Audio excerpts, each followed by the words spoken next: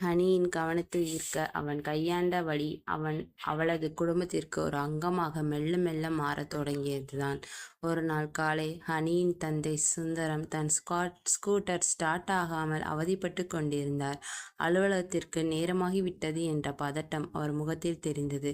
இதை பார்த்த ராஜா அடுத்த நிமிடம் அங்கே இருந்தான். "என்னாச்சு அங்கிள்? கொடுங்க, நான் பார்க்குறேன்" என்று சொல்லி அந்த பழைய ஸ்கூட்டரை 5 நிமிடத்தில் சரி செய்தான். "தேங்க்ஸ் ராஜா, நீ மட்டும் இல்லைனா இன்னைக்கு லேட்டாக போயிருப்பேன். இந்த காலத்து பசங்கள்லாம் இப்படி இருக்கிறது ரொம்ப அபூர்வம்" என்று சுந்தரம் பாராட்ட ராஜாவிற்கு ஒரு சின்ன பெருமிதம். ஆனால் அவன் கண்கள் தேடியது என்னவோ உள்ளே இருந்து காஃபி குடித்து கொண்டே வேடிக்கை பார்த்த ஹனியை தான். ஹனி அவனை பார்த்து ஒரு சின்ன சிரிப்பை உதிர்த்துவிட்டு உள்ளே சென்றாள். அந்த ஒரு நொடி சிரிப்பு ராஜாவிற்கு அந்த வாரம் முழுமைக்கும் போதுமான ஊக்கத்தை தந்தது. ஹனியின் அம்மா கற்பகத்திற்கு ஏதாவது பொருட்கள் வாங்க வேண்டும் என்றாலும் ராஜாதான் முதல் ஆளாக வந்து நிற்பான். ஒரு நாள் ஹனி அம்மா கற்பகம் வீட்டில் பல்ப் மாட்ட ராஜாவை அழைத்தார்கள்.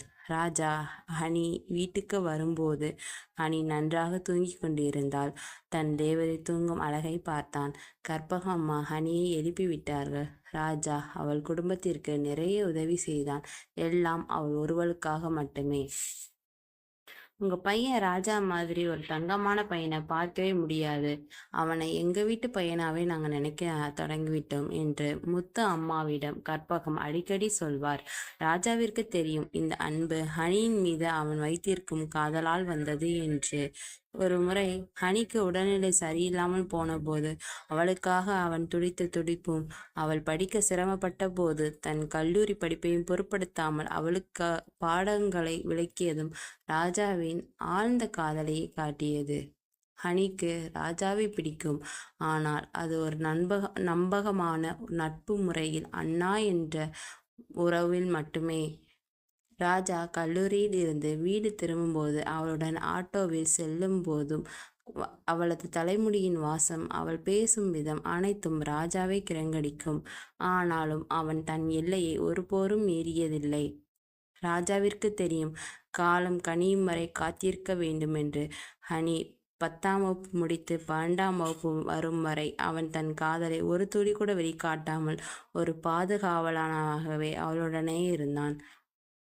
தோழியாய் பார்த்த கண்கள் இன்று தேவதையாய் பார்க்கிறதே. அண்ணா என்ற சொல்லில் என் இதயம் ஏனோ வலிக்கிறதே.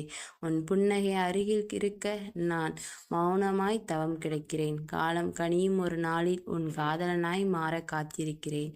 அந்த தெருவில் ராஜா மற்றும் ஹனி நட்பு ஒரு அழகான கவிதையாக வளர்ந்து கொண்டிருந்தது. அடுத்த வரும் எபிசோடில் தொடர்ந்து கேளுங்கள். நன்றி.